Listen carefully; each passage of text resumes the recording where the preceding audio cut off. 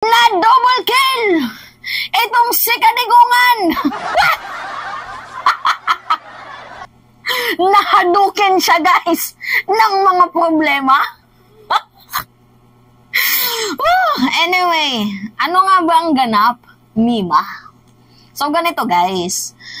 Alam nyo naman ata, no, yung nangyari na balita kanina, na kung saan panalo po itong si former Senator Antonio Trillanes sa naging desisyon po, guys, ng Supreme Court sa ikinaso ni former President Duterte na nire-revoke po ang amnestiya ni Trillanes. So, nanalo nga po, guys, sa kaso itong si Trillanes. So, ngayon nga po, guys, meron pang isang magandang balita.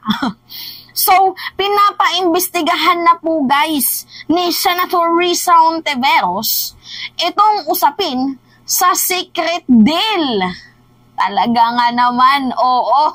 Alam nyo naman, guys, na naging mainit-init ang usapin nga sa kaso ni Kibuloy, diba? Sa Senate Committee on Women's, Children, Family Relation, and Gender Equality. How much more pa kaya kapag pinasok niya, denive niya itong secret deal ni Digong. Tama lang naman kasi, guys, na imbestigahan dahil unang-una, itong si Roque at Panelo, parang mga tanga, no? Nagtuturoan.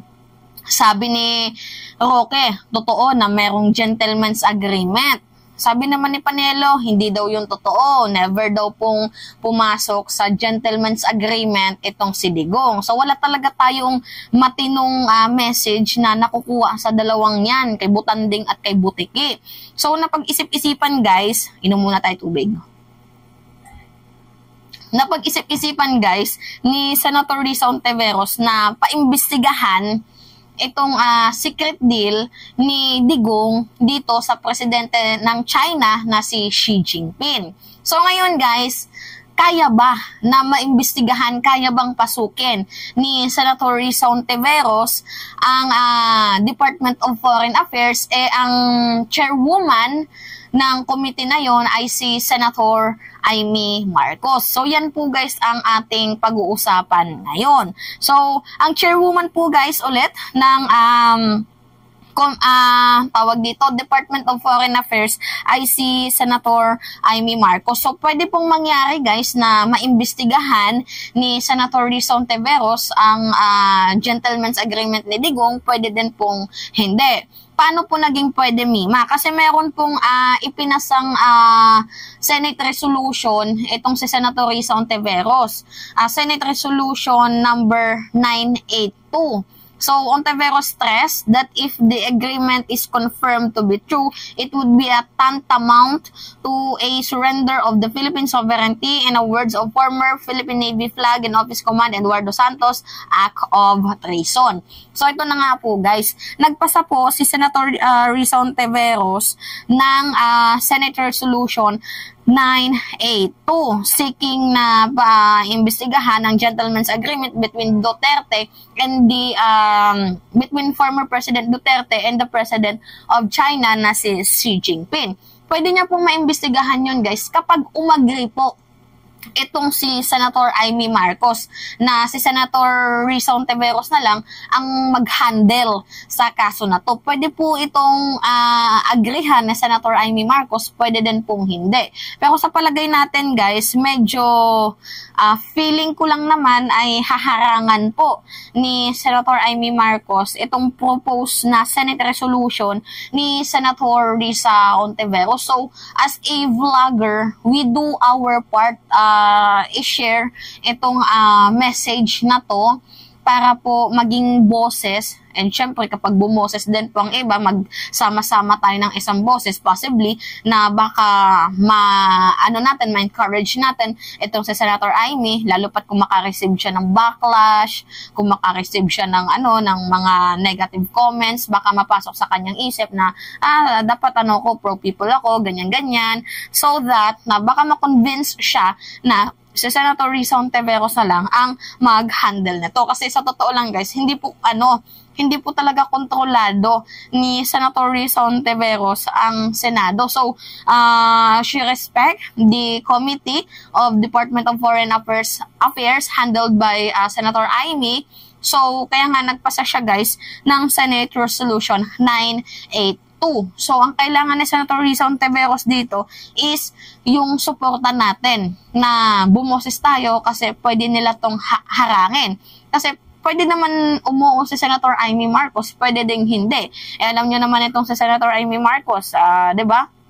Sabi niya pa nga sa interview na hindi na daw bago ang gentleman's agreement. So, alam na natin guys ang magiging sagot niya na hindi siya papabor dito sa ipinasa na Senate resolution na pinopose ni Senator Risa Hontiveros. Alam kong hindi siya kakasa doon. So, ito po guys, nandito po tayo. We do our part as a vlogger na magkaroon po guys ng one message na makonvince natin itong si Senator Amy Marcos na ang mag-handle na lang itong si Senator Risa Hontiveros sa issue ng gentleman's agreement ni former President Duterte dito sa China. So, bakit po pa-imbestigahan? Kasi wala po tayong makuhang sapat na message galing sa kampo ng mga Duterte kasi mayroong atras abante, 'di ba?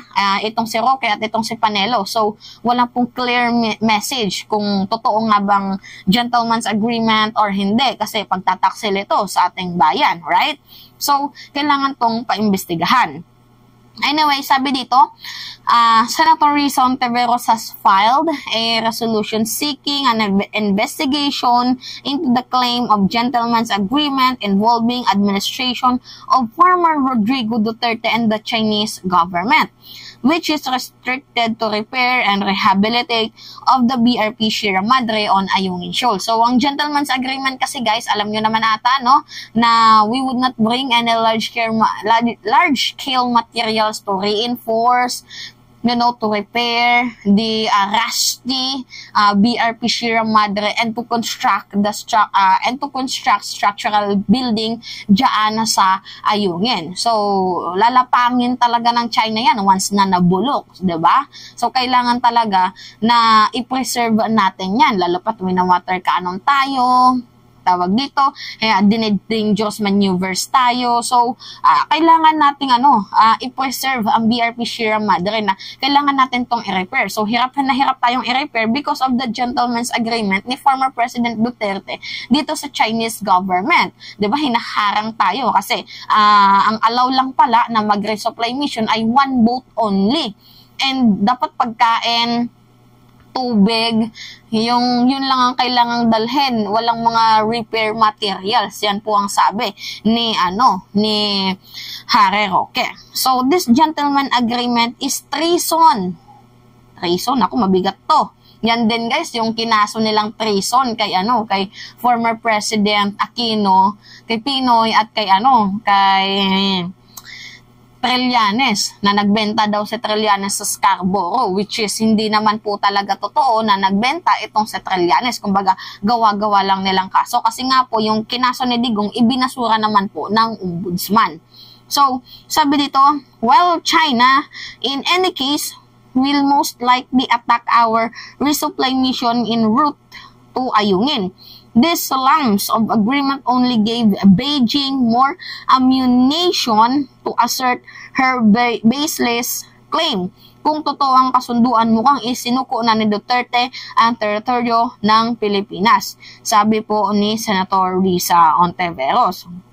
So, the resolution also stated that the National Security Council itself, through its Assistant Director General Jonathan Malaya, said that it was not aware of such agreement.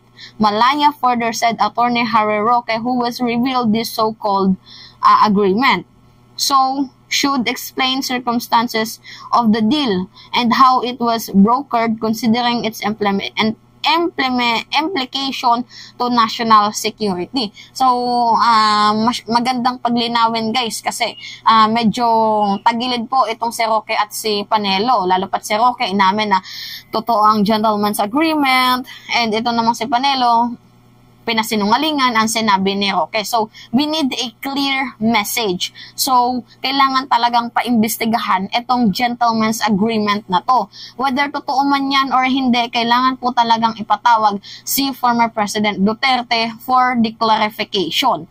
And para magkaroon guys ng ng closure, 'di ba? Para malinis din ang image ni Digong kung totoo man ang gentleman's agreement or hindi. So hindi naman 'to pagiging bias ni Senator Risa Hontiveros. All we wanted is facts. All we wanted is truth. Yan po guys ang kailangan natin.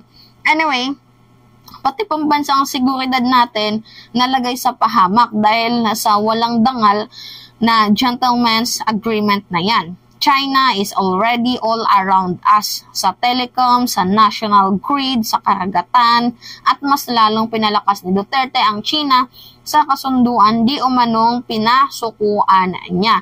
It is our duty to fortify the BRP Sierra Madre without it on ayungin. We effectively gave way for China to illegally occupy what is ours.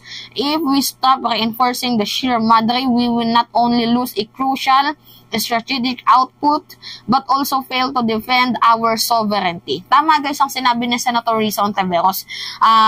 We failed kapag hinayaan na lamang natin na mabulok ang BRP Sierra Madre. Kasi kapag hindi natin guys inayos yan, leading to yan, pagkasira. So, pag nasira po yun guys, wala na po tayong measurement na dyan po yung bahura natin.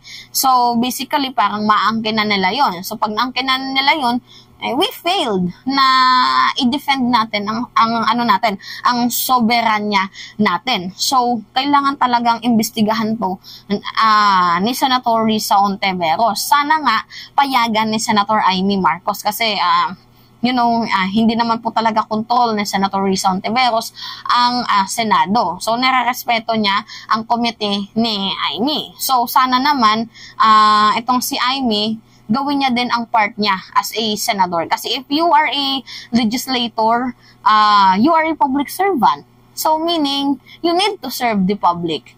Diba? Not for friends, not for family, but for the people. You are not elected para maging tau-tauhan ng mga taong tumulong sa iyo nung eleksyon. Inelect ka ng taong bayan kasi may tiwala sila sa iyo, 'di ba? So anyway, yun lamang ho guys, at it's me again, si Mima Alicia Nyot, nagbabalik ulit para sa ating panibagong video.